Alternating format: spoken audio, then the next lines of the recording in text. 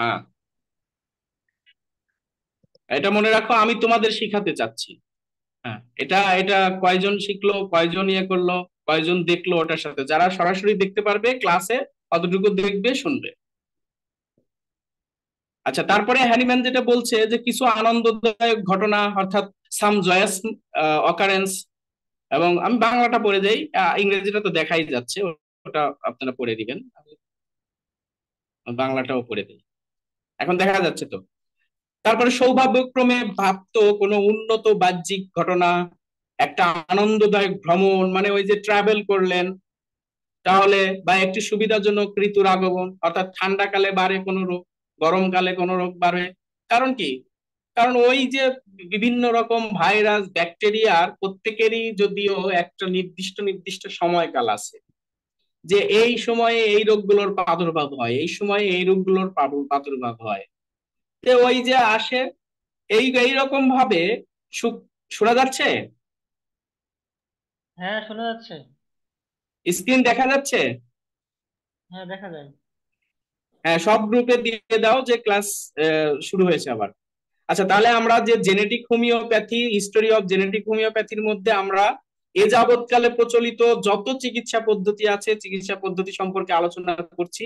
তার ধারাবাহিকতায় আমরা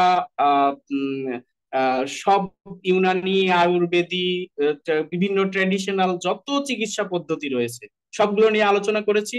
আমরা মডার্ন যুগে প্রবেশ করেছি, এবং মডার্ন যুগের আমরা হোমিওপ্যাথির উপরে আলোচনা করছি, এবং হোমিওপ্যাথি বলতে হ্যানিম্যান কি বুঝিয়েছেন সেটা আমরা অর্গানন ক্রনিক ডিজিজ থেকে একেবারে তার তথ্য তুলে ধরে সেটা সেই হোমিওপ্যাথিকে ব্যাখ্যা করছি। হ্যাঁ, এরপরে আমরা আরো দুইটা চিকিৎসা পদ্ধতি নিয়ে আলোচনা করব, হোমিওপ্যাথি শেষ হবে ইনশাল্লাহ কয়েক পৃষ্ঠাতে। আর তারপরে আমরা আহ মূল আলোচনায় চলে যাব, অর্থাৎ কেন হোমিওপ্যাথি আবিষ্কার করলাম, জেনেটিক হোমিওপ্যাথি, জেনেটিক হোমিওপ্যাথি কোথা থেকে কি কি নিয়েছি। এটা হিস্ট্রি হোমিওপ্যাথি আর কি। যাই হোক, এখন আনন্দদায়ক ঘটনা, সৌভাগ্যক্রমে প্রাপ্ত কোনো উন্নত বাহ্যিক ঘটনা, একটা আনন্দদায়ক ভ্রমণ, একটি সুবিধাজনক ঋতুর আগমন, শুকনো অপরিবর্তিত তাপমাত্রায় রোগীর রোগ অবস্থাকে সাময়িকভাবে স্বল্প বা দীর্ঘ সময়ের জন্য বিরত রাখে। তখন হোমিওপ্যাথ মনে করতেন যে সে সুন্দরভাবে সেরে গেছে, এবং রোগী নিজেও সুস্বভাববশত তার কিছু অল্প স্বল্প কষ্টকে গুরুত্ব না দিয়ে নিজেকে সুস্থ বলে মনে করত।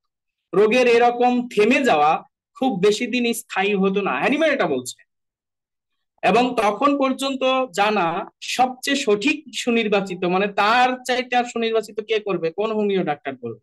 তিনি বলছে যে সেই ওষুধ দেওয়ার পরেও দেখা গেল রোগটি এরকম থেমে থেমে আবার ফিরে আসতো, এবং বারবার ফিরে আসতো। বারবার ওষুধটি পুনর্প্রয়োগ করা সত্ত্বেও তার কার্যকারিতা কমই হতো। অবশেষে খুব বেশি হলে সেগুলো দুর্বল উপশমকারী হিসেবে কাজ করত। তিনি এটাকে দেখলেন, কিন্তু বারবার পরিবর্তিত আঘাতে আগত রোগটিকে জয় করার জন্য বারবার চেষ্টা করার পরেও কিছু রোগ অবস্থা অবশিষ্ট থেকে যেত, যেটা তখন পর্যন্ত পরীক্ষিত ওষুধ দ্বারা ভালো করা যেত না। তিনি তারপরে কি বলেছেন? তারপরে তিনি বলেছেন যে এইভাবে চলতে চলতে তিনি এরপরে কি করলেন, তিনি বললেন যে সব রকম প্রচেষ্টা সত্ত্বেও হোমিওপ্যাথিক চিকিৎসক চিররোগের অগ্রগতি সামান্যই রোধ করতে পারতেন, এবং বছরের পর বছর ধরে এটা খারাপের দিকেই যেত। অর্থাৎ হোমিও ডাক্তার একটা ওষুধ দিচ্ছে, এবং সেটা তীব্র মাত্রায় যাওয়ার কারণে এক কিছুদিন দেখা যাচ্ছে ওই কষ্টটা কমে যাচ্ছে। তখন তার রুগী তো খালি কষ্ট নিয়ে, তার তো আর ইমিউনোলজিক্যাল দিক দিয়ে টেস্ট করা হচ্ছে না, তার তো মানসিক অবস্থা, সামাজিক অবস্থা বিচার করে আগাচ্ছে না, শুধু রোগ নিয়ে আগাচ্ছে। রুগী বলে ভালো আছি, ভালো আছি, আমার কমে গেল, আমার কমে গেল, এগুলো রুগীরা বলতে থাকে। আর ডাক্তারও বেচারা সেই, কিন্তু আবার হচ্ছে না, তখন আর এক ওষুধ দিচ্ছে কয়েক মাস পরেই। হ্যাঁ, এরপরে বছরের পর তারা বলছে বছরের পর বছর এটা তো দিচ্ছে, কিন্তু ক্ষতিটা অনেক জটিল আকারে চলে আসছে। এটা অ্যানিম্যান নিজের অভিজ্ঞতা থেকেই বলছে।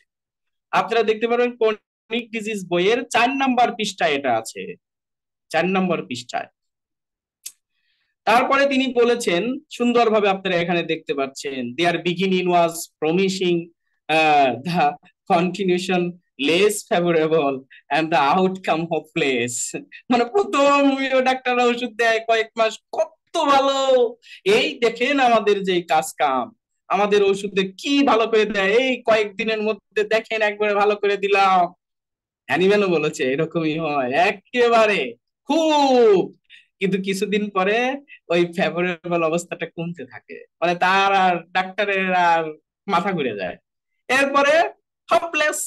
কিন্তু এর মধ্যে ডাক্তারের রুগী হয়ে গেছে, ডাক্তারের চেম্বার ভালোই চলছে, মানুষ তো বলে যে অমুক রোগে আমি ভালোই হয়েছি।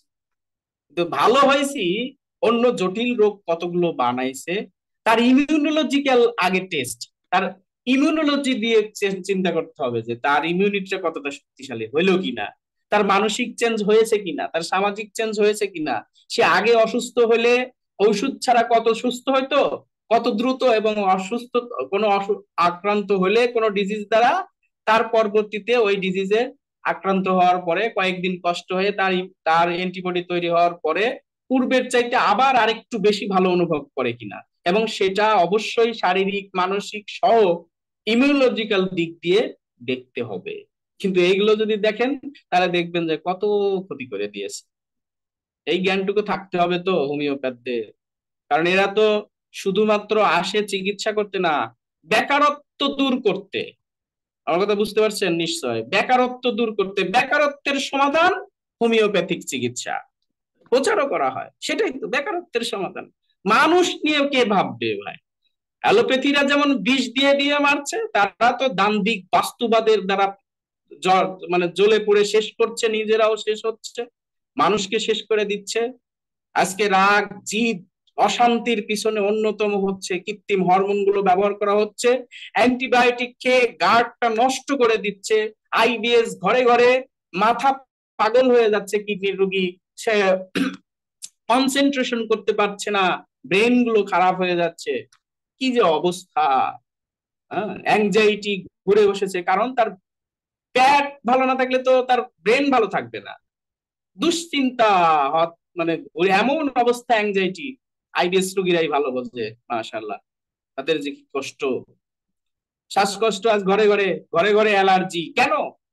ব্যবহার করছে, অ্যান্টিহিস্টামিন খাচ্ছে, একটু ভালো থাকছে, কি যে কষ্ট। এক পর্যায়ে যায় ইমিউনিটি আর কাজ করছে না, এটা তো অ্যালোপ্যাথরা করছে। আর হোমিও ডাক্তাররা কি করছে? ও তো আরো মারার বুদ্ধি করছে, নিজেই জানে না যে কিছুদিন পরে ওর ইমিউনিটি একবারে শেষ হয়ে যাবে। যাই হোক, এবার দেখেন বলছে never satisfy the famous of homeopathy. কিন্তু হ্যানিম্যান অস্থির হয়ে গেলেন, তিনি বললেন যে আমি তো এটা কিভাবে কি করব, আপনারা এখানে পড়ে নিবেন। তারপরে তিনি কি বললেন, এই যে দেখতে পাচ্ছেন, আপনারা তো এটাকে স্পষ্ট ভাবে দেখতে পাচ্ছেন ইংরেজিতে, আমি যে লাল বোল্ড কালারের, এটা ক্রনিক ডিজিজের 5 নম্বর পৃষ্ঠায় আছে। তাহলে তিনি বলছেন যে এই যে অবস্থা তিনি যে বললেন, তারপরে তিনি কি করলেন, এই কারণেই তিনি আবিষ্কার করতে গেলেন। কি আবিষ্কার করতে গেলেন? To find out then the reason. তিনি আবার কারণ খুঁজতে গেলেন যে কেন আমি তো এত হোমিওপ্যাথি প্রচার করলাম, সেই হোমিওপ্যাথি কেন ব্যর্থ হচ্ছে। মানে তখন তিনি আবার আরো ডিপ চিন্তা ভাবনা করলেন। তারপরে তিনি 1816 থেকে 1817 সাল পর্যন্ত দিন রাত কষ্ট করলেন, কষ্ট করে করে করে করে বললেন না, এই লক্ষণ ভিত্তিক চিকিৎসা করা যাবে না। তিনি বললেন যে এই যে আমি হোমিওপ্যাথি নাম দিয়ে লক্ষণ ভিত্তিক চিকিৎসা করছি, রোগ কয়েকটা লক্ষণ মিলেই রোগ, তার মানে রোগেরই চিকিৎসা করছি, এটা তো চিকিৎসা হতে পারে না। কিন্তু বেচারা আবিষ্কার করলেন, কিন্তু সেটাকেও তিনি আরো জীবনের শেষ বয়স যদি পেতেন তাহলে তিনি দেখতে পারতেন যে তিনিও তাও তিনি কি করে গেছেন।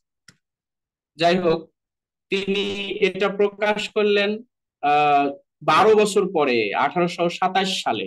1827 সালে তিনি এটা প্রকাশ করলেন এবং বললেন যে আমার 73 বছর বয়সে মারা যাব কিনা, এই জন্য যাতে হারিয়ে না যায় এই জন্য আমি এটা জানালাম।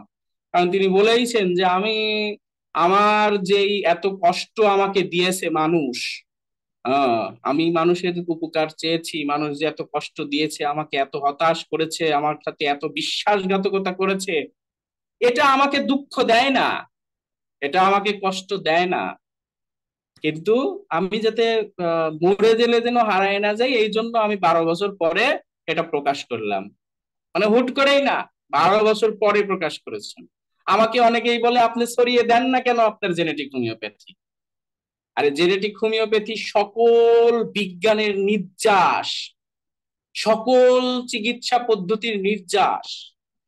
এটা মাথায় ঢুকবে?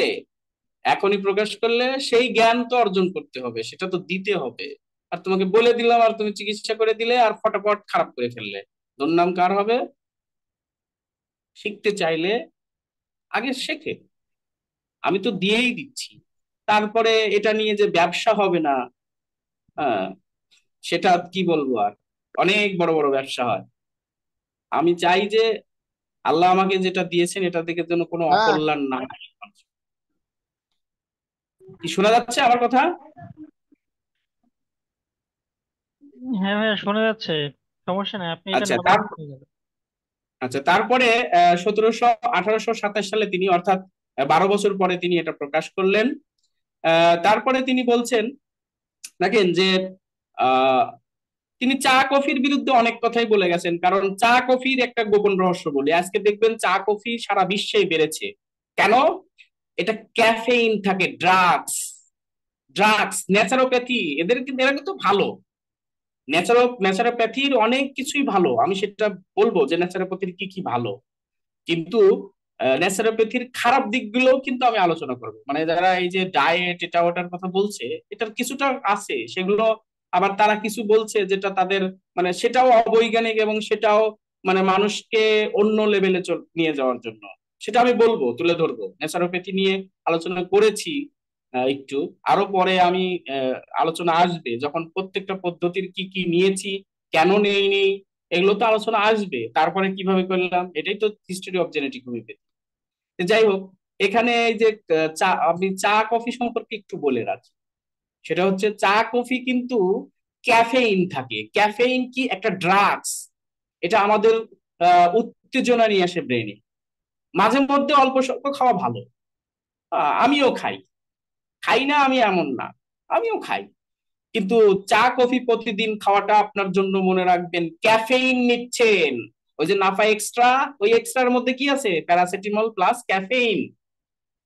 ঘুম তাড়ানোর জন্য, ক্লান্তি দূর করার জন্য। আরে ক্লান্তি দূর করবে, ক্লান্তি তো আসবে, আপনি কাজ করছেন, আপনার শরীরের ইয়েতে লিভারের সমস্যা হচ্ছে, ক্লান্তি তো আসবে তখন। আপনার তো ওষুধপত্র খেয়েছেন, রোগগ্রস্ত হয়ে আছেন, ক্লান্তি হবে না? হ্যাঁ, আপনার তারপরে মিউটেড জিন গুলো আছে, সেইগুলোর ক্ষতিকর প্রোটিন গুলো আপনাকে ক্লান্ত করবে না? আপনার একটু শরীরে এনার্জিটা কম হবে না? মাইটোকন্ড্রিয়া তো ঠিকঠাক মতো কাজ করছে না? ওই জায়গায় কারোর ফোকাস নাই, কারোর যেন চোখে পড়ে না। অথচ ক্যাফেইন খাওয়া হচ্ছে ড্রাগস। আমি কিন্তু আবারও বলছি, আমি কিন্তু ওই ন্যাচারোপ্যাথ না। ক্যাফেইন খাওয়ার বিরোধী মানে এই না যে চা খাওয়া আমি একবারে, কফি খাওয়া আমি একবারে হারাম করে দিলাম, না। মাঝে মধ্যে খেতে পারেন, ওটা ভালো। হ্যাঁ, এটা ভালো। ক্যাফেইন বিভিন্ন খাবারে আছে, যেগুলো আমাদের কিছু কিছুটা দরকারও, শরীরে একটু দরকারও, কিন্তু এটা ড্রাগস। এটা খাবেন, এটা ক্ষতিকর জিনিস, এটা আমাদের জন্য ক্ষতিকর। আশা করি বুঝতে পেরেছি। ড্রাগস তো কেমিক্যালি অল্প পরিমাণে অনেক কিছুই মাঝে মধ্যে ভালো। তারপরে একজন আপনারা যদি দেখেন, একজন রোগীকে যদি 10 জন হোমিও ডাক্তারের কাছে নিয়ে যান, তাহলে 10 রকমের মেডিসিন বলবে প্রায়। হেলে না, একজন সাইকোসিসের ওই নেট্রন সাল বলবে, কেউ থুজা বলবে, কেউ মেডো বলবে, সব বলবে সাইকোসিস। আর একজন বলবে না এখন টিউবারকুলার, কি ডরসেরা, কি টিউবারকুলিনাম, কি ব্যাসিলিনাম, কি ও ক্যালকেরিয়াকার। আপনি যান হোমিও ডাক্তারদের কাছে, কি যে ব্যবসা! এটা তো বিজ্ঞান নয়। বিজ্ঞান অঙ্কের মতো, বিজ্ঞান কেমিস্ট্রির মতো, বিজ্ঞান ফিজিক্সের মতো। এগুলো বিজ্ঞান। বিজ্ঞান হতে গেলে সেটা অবশ্যই মানে বিজ্ঞান দিয়ে মিলতে হবে। তারপরে আপনি যদি যান, সেটা সিমিলিমাম। এটা আমার শাহিনুর তার আহ, আমার যে জেনেটিক হোমিওপ্যাথির বই, সেখানে শাহিনুর একটা ছোট্ট করে একটা অভিমত দিয়েছে আমার চিকিৎসার উপরে। সেখানে ও এই যে এই উক্তিটা দিয়েছে, সেটা হচ্ছে যে মানে হ্যানিম্যানের যে ছাত্র কেন্ট, উনি বলেছিলেন যে যেই রোগটা তোমার জন্মেছো ওটা জন্ম নিয়েই তুমি জন্মগ্রহণ করেছিলে, এবং তুমি যেই ওটা তোমার শরীরের মধ্যে আছে, এবং ওটা তুমি যে চিকিৎসা করাচ্ছ বা করাচ্ছ না, ওটা কিন্তু রোগের অগ্রগতি ঠিকই হয়ে যাচ্ছে। হ্যাঁ, তুমি যেই রোগের জন্য ওষুধ খাচ্ছ সাময়িক উপশম হচ্ছে, হয় প্যালিয়েশন হচ্ছে না হয় সাপ্রেশন হচ্ছে। প্যালিয়েশন আর সাপ্রেশন হচ্ছে, কিন্তু ক্ষতি হচ্ছেই। তারপরে হ্যানিম্যান বলেছেন তার ক্রনিক ডিজিজে, যে তিনি বলেছেন Hahnemann says before the begin of collection of symptom, তিনি লক্ষণ দিয়ে চিকিৎসা করার সময় তিনি যখন দেখলেন নাক্স বুমিগনেসিয়াম বেলেডোনা, আজকের ডাক্তাররা তো বেলেডোনা, কেউ তো বেলেডোনার উপরে শত হাজারো পৃষ্ঠার বই লিখে ফেলছে, মহাগুরু বেলেডোনা। নাক্স ভূমিকা তো হোমিও ডাক্তারদের কাছে এটা হচ্ছে নাপা, এন্টারসিড, রেনেটিড, সেক্লোর মতো। আহ কি আর বলবো, ইগনেশিয়া হ্যানিম্যান ওটা দিত, তারা বলছেন না এটা অনেক ক্ষতি করতেছে।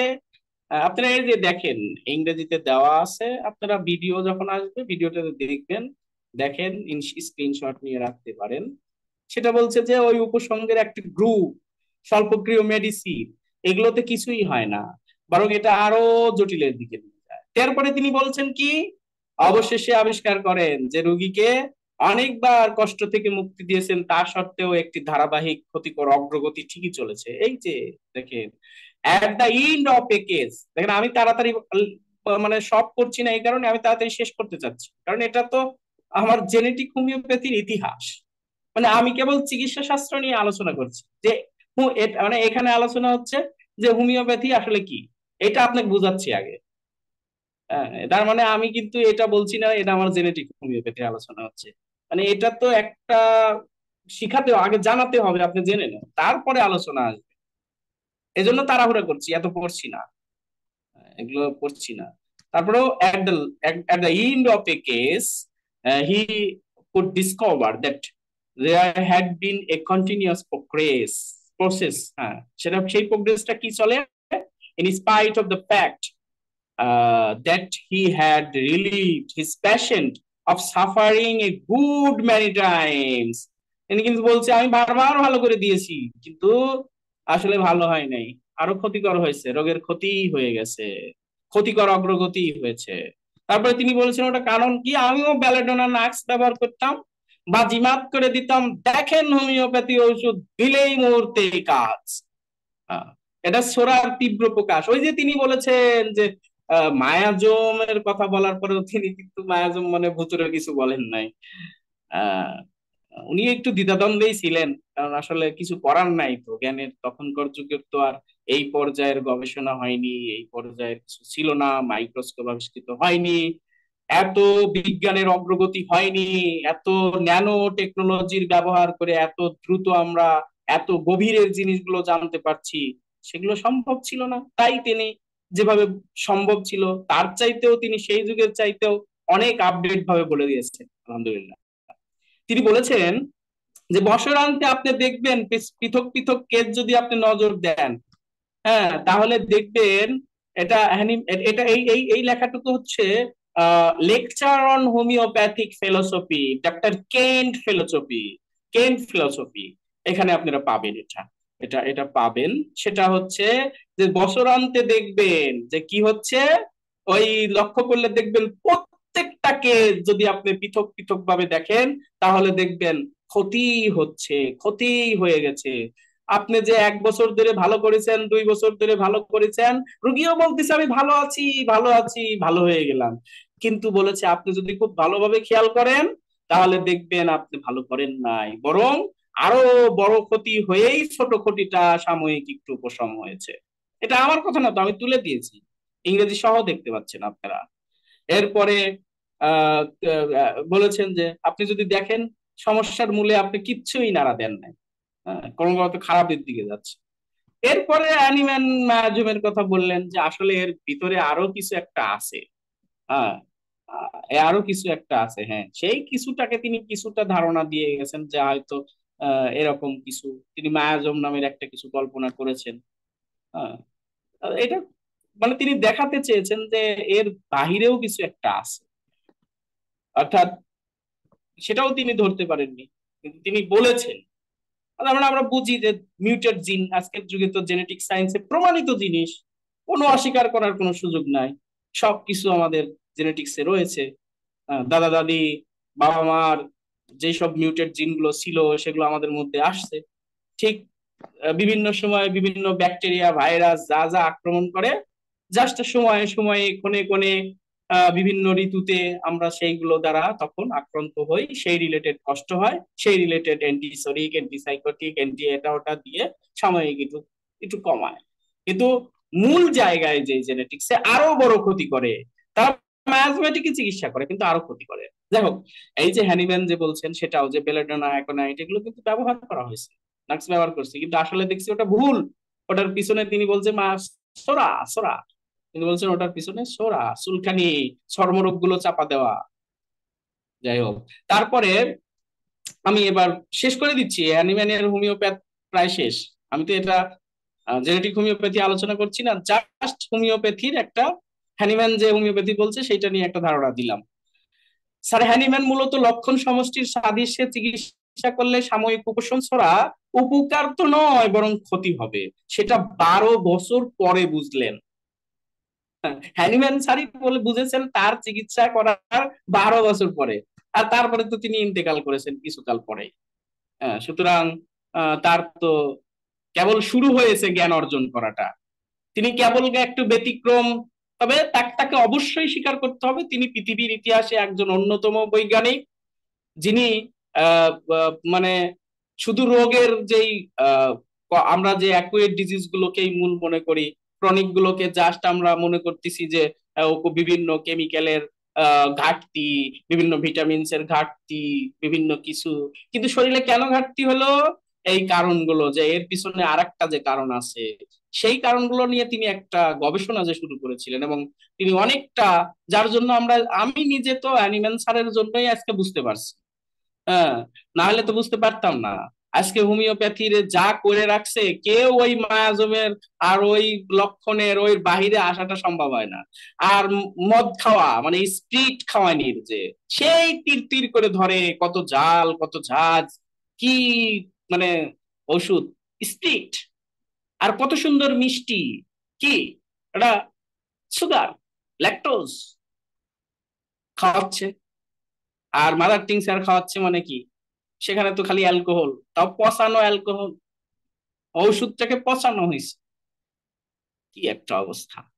হ্যানিম্যান কিন্তু মাদার টিংসার বায়োকেমিক এগুলো সাপোর্টই করেন নাই, বরং এটার বিরোধী ছিলেন। আর কম্বাইন টম্বাইন মলম টলমের তো বিরোধী। আবার তিনি এই যে বেলাডোনা নাক্স টাক্সেরও কিন্তু শেষ জীবনে বিরোধিতা করলেন। তিনি বললেন যে এর বাহিরে আরো কিছু ভাবতে হবে, আমি তো একটু ভাবলাম, আমি সেটার নাম দিলাম মায়াজম, দেখি কত দূর কি করা যায়। আল্লাহ তাআলা এখন যতদিন বাঁচায় রাখছে, ওই সেখান থেকে বুঝলাম যে হ্যানিম্যান স্যার কিছু একটা বলতে চাচ্ছে, আমরা সেখান থেকে গবেষণা শুরু করেছি। যাই হোক, আপনারা দেখতে পাচ্ছেন যে 12 বছর পরে উপলব্ধি করেন, এবং আর তখন থেকে এই লক্ষণ নয় বরং কারণের চিকিৎসা করতে হবে, যার নাম দিয়েছেন মায়াজোর। প্রচলিত হোমিওপ্যাথি আজ বিভিন্ন ভাগে বিভক্ত হয়েছেন। এক, কেউ হ্যানিম্যানের নিয়মে ক্লাসিক, শোনা যাচ্ছে আমাকে? শোনা যাচ্ছে ভাইয়া, শোনা না গেলে আমরাই বলবো। আচ্ছা, রেকর্ড হচ্ছে তো?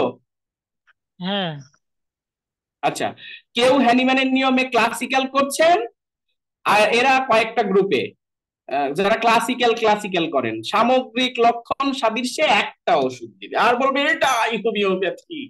এরপর ঔষধটি কাজ না করলে বা নতুন সমস্যা দেখা দিলে, এবং কথিত ঔষধ ক্রিয়াকাল, মানে ধরে রাখে যে এই শক্তির এই কালের এই সময়ের মধ্যে 35 দিন, 40 দিন, 60 দিন, 3 মাস, 4 মাস ওর ক্রিয়াকাল থাকবে।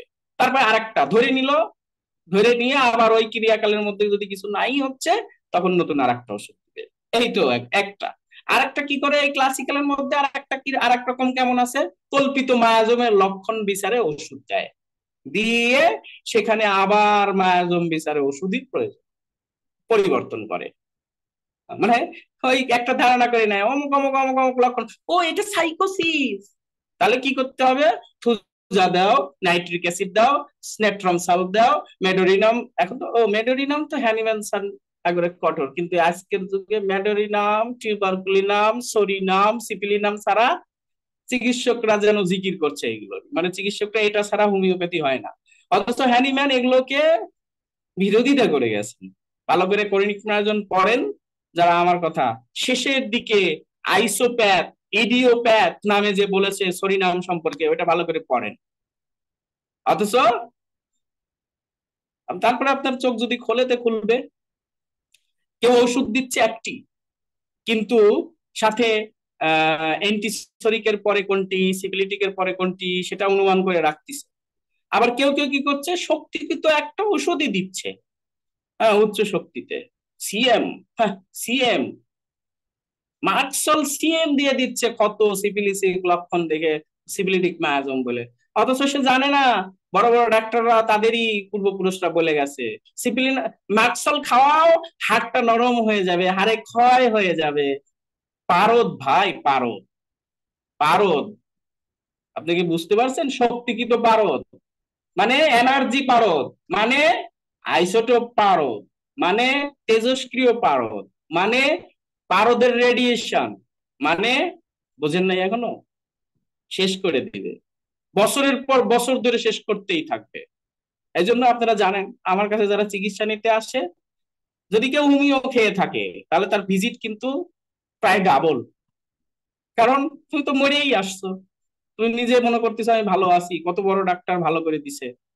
যাই হোক, এরপরে কেউ কেউ কি করে, কেউ কেউ আবার শক্তিকৃত ওষুধ দেয়, সাথে মাদার টিংচার একটা দেয়, বায়োকেমিক দেয়, বড় বড় ডাক্তার একটক মেডিসিন দেয়, কিন্তু দেখবেন দুটি বায়োকেমিক আর তিনটা মাদার টিংচারও দিয়েছে, ফাটায় ফেলে।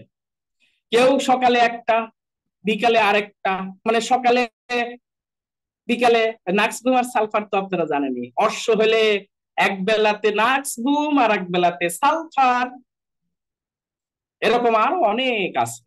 যাই হোক, আবার কেউ কেউ একাধিক ওষুধ দেন, মিশ্রপ্যাথি, মানে রাস্টক্স দিলে ব্রায়োনিয়া, তো একটা আর একটার ক্রিয়াকে নষ্ট করবে, আবার অ্যান্টিডোট করবে, আবার বলে কমাবে, আবার বলে একটার পরে আর একটা নাকি পরিপূরক মেডিসিন, যা কিছু সময় পর পর অল্টারনেট করে।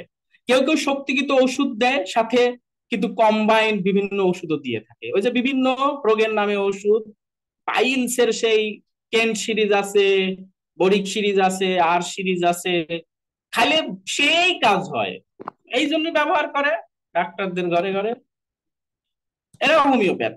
আবার কেউ কেউ শুধু উচ্চ শক্তির ওষুধ ব্যবহার করে, কেউ কেউ শুধুমাত্র প্যাথোলজিক্যাল ভিত্তিক ওষুধ দেয়। ও, তোমার হলুদ রং মানে সাইকোসিস মায়াজম, ও তোমার রেড কালার সিপলেস মায়াজম, ফ্যাকাশে কালার রক্ত কালার, ও কালো রক্ত সোনা মায়াজম। বুঝতে পারছেন নিশ্চয়? প্যাথোলজি ভিত্তিক ওষুধ দেয়। আবার কেউ ওষুধগুলো সেন্সেশন মেথডে, ও বাঘের মতো আচরণ, না না মাটির মতো মানুষ, না না ও তো ধাতুগত, তাহলে ধাতুগত ওষুধ হবে সেন্সেশন, মানে অনুভূতি, অনুভব করে সে, চিন্তা করে কার সাথে মিলে যাচ্ছে, একটু সেন্সেশন সেন্স দিয়ে কাজ করে। সেন্সেশন মেথড নামে একটা মেথডই আছে, যারা একটু বড় হোমিওপ্যাথ তারা এগুলো জানে। তারপর পিপিপি, মানে মানসিক লক্ষণ দিয়ে চিকিৎসা করবে। তারা কল্পনা করবে বেলেডোনা বাবা, নাক্সবুম বাবা, ইপিকাক বাবা, চায়না বাবা, মাইন্ড মেথড যাকে বলে। কেউ কেউ শুধু সুসলারের বায়োকেমিক, সুসলার একজন বায়োকেমিস্ট ছিলেন, আলহামদুলিল্লাহ উনি অনেক বড় একজন চিকিৎসক ছিলেন, কেমিস্ট ছিলেন তিনি। তিনি তো হোমিওপ্যাথির পদ্ধতি করেন না, তিনি কেমিস্ট্রি দিয়ে তিনি বলেছেন যে আমাদের দেহে বায়োকেমিকের কিছু বায়োকেমিক্যালের ঘাটতি পড়ে, ওটার অভাব পূরণ করার জন্য তিনি অল্প মাত্রায় দেওয়ার, কিন্তু এটা ক্ষতিকর, এটা হ্যানিম্যান বিরোধী, কিন্তু এটা হোমিওপ্যাথিতে সাংবিধানিক ভাবে বৈধ, এটা তো হোমিওপ্যাথি না। যাই হোক, কেউ কেউ রেপার্টরি পড়ে, সফটওয়্যারের লক্ষণ মিলায় ওষুধ দেয়। যারা জানেন না তাদের হয়তো জানা উচিত যে আমি আলহামদুলিল্লাহ রেপার্টরিতে এক্সপার্ট ছিলাম, সফটওয়্যার ব্যবহার করেছি দীর্ঘদিন, এটা নিয়ে পড়ে থেকেছি, আমার অনেক নোট আছে, সেগুলো পড়ে আছে, সেগুলো এখন তো কেজি দরে বিক্রি করতে হবে, যাই হোক, তারপরে কেউ কেউ স্বল্পক্রিয়া অ্যাসরিক মেডিসিন দেন, মানে তারা আবার ম্যাজমেটিক ওষুধ দেন না, তারা কি দেন? পালসেটিলা, ব্লেডোনা, ব্রাইনিয়া, এপিকা, এইসব মেডিসিন দিয়ে দিয়ে চিকিৎসা করবেন, এদের একটা থিওরি। আবার কেউ কেউ ওষুধের মানসিক লক্ষণগুলোর দার্শনিক ব্যাখ্যা করেন, ফিলোসফি। আমি তাদের থেকে ডিগ্রি নিয়েছি, ফিলোসফি, তাদের সম্পর্কে জানি তারা কিভাবে কি চিকিৎসা করে। ফিলোসফি অফ মেডিসিন কি করছেন? মানসিক লক্ষণগুলো বিভিন্ন ম্যাটেরিয়া মেডিকায় হোমিও ডাক্তাররা পূর্বে বর্ণনা করে গেছেন, ওইগুলোকে এক জায়গায় করেছে। উনি মাইন্ড মেথড করতেন তো ওনারা আগে, সেই মাইন্ড মেথডের থেকে এটাকে মেটাফরিক্যাল অর্থ বের বের করা শিখেছেন। শিখে ওইটাকে একটা বদ্ধমূলে নিয়ে দার্শনিক ব্যাখ্যা করে ওষুধ নির্বাচন করেন, যাকে বলেছেন ফিলোসফিক্যাল ওষুধ। ওনার চিকিৎসা আমার শ্রদ্ধেয় শিক্ষক রিয়েল হোমিওপ্যাথি নামে চলছে। যাই হোক, এরপরে সবই আমি প্রয়োগ করেছি, পর্যবেক্ষণ করেছি, দীর্ঘ গবেষণা করেছি আলহামদুলিল্লাহ। Allopathy, modern medicine, allopathy. কয় মিনিট আছে? কয় মিনিট আছে, শেষ করে দেব? 7 মিনিট 50 সেকেন্ড। আচ্ছা, আমি অ্যালোপ্যাথিক মেডিসিন নিয়ে আলোচনা হবে সামনে ইনশাল্লাহ, এবং আমি তো শেষ করে দিলাম, মাত্র 2টা ক্লাসে হোমিওপ্যাথি শেষ করলাম। 21 পৃষ্ঠা থেকে কত পৃষ্ঠা চলছে এখন? অ্যালোপ্যাথি মানে হোমিওপ্যাথি তো শেষ হয়ে গেছে, তার মানে আহ, আপনার এরপরে আসবে অ্যালোপ্যাথি, অর্থাৎ 21 থেকে প্রায় 8 পৃষ্ঠার মতো আলোচনা করা হয়ে গেল, 8 পৃষ্ঠার মতো। তারপরে আসবে অ্যালোপ্যাথি, অ্যালোপ্যাথির পরে আসবে ন্যানোমেডিসিন। ন্যানোমেডিসিন এগুলো দেখেন, ন্যানোমেডিসিন আসবে। ন্যানোমেডিসিনের পরে আহ ন্যানোমেডিসিন নিয়ে আলোচনা আছে, কারণ ন্যানো টেকনোলজির এগুলো আপনাদের জানানোর প্রয়োজন আছে, অবশ্যই প্রয়োজন আছে। এরপর আলোচনা হবে ইনশাল্লাহ। উন্মুক্ত প্রশ্ন আমি তারপরে এখানে বিভিন্ন প্যাথির কি কি নেওয়ার যোগ্য নয়, কি কি অবৈজ্ঞানিক, কি কি কি জন্য, সেটা নিয়ে একটা আলোচনা করেছি, আপনারা দেখতেই পাচ্ছেন। সার্জারি, এই যে এগুলো পরে আলোচনা হবে ইনশাল্লাহ। কারোর কোনো এই আহ, আহ, এই রিলেটেড, আজকের ক্লাস রিলেটেড কোনো প্রশ্ন থাকলে করেন। আর সামনে ক্লাসে অ্যালোপ্যাথি এবং ন্যানোমেডিসিন নিয়ে আলোচনা করে আশা করি যে আহ প্রায় শেষের দিকে চলে যাব ইনশাআল্লাহ। ঠিক আছে, আমি স্ক্রিন অফ করছি, কারো কোনো প্রশ্ন থাকলে 5 মিনিট সময় আছে, 5 মিনিটের মধ্যে প্রশ্ন করেন। এই বিষয়ে যা আলোচনা করলাম এর উপরে অন্য বিষয় করলে উত্তর দিতে পারবো ইনশাল্লাহ।